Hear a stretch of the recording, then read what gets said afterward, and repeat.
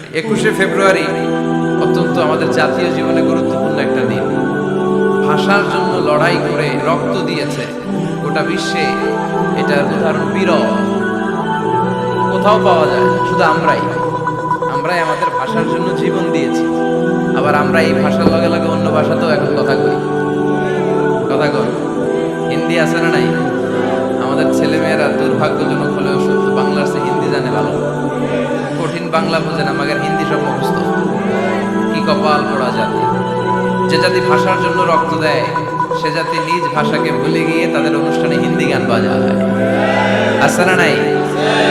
কুছ কুছ হোতা হ্যায়, গানের নাম কুছ কুছ হোতা হ্যায়। বাংলাকে ভুলে এখন কুছ কুছ হোতা হ্যায়। তো আমরা যেন এই বাংলা ভাষার মর্যাদা রাখি। গোটা বিশ্বে এখন ইন্টারন্যাশনাল মাদার ল্যাঙ্গুয়েজ ডে হিসেবে এই দিনটা পালিত হয়। সিয়েরা লিওনে ওরা ওদের ভাষার পাশাপাশি বাংলা ভাষাকে আরো একটা ভাষা নিজেদের সেকেন্ড ল্যাঙ্গুয়েজ হিসেবে ঘোষণা দিয়েছে।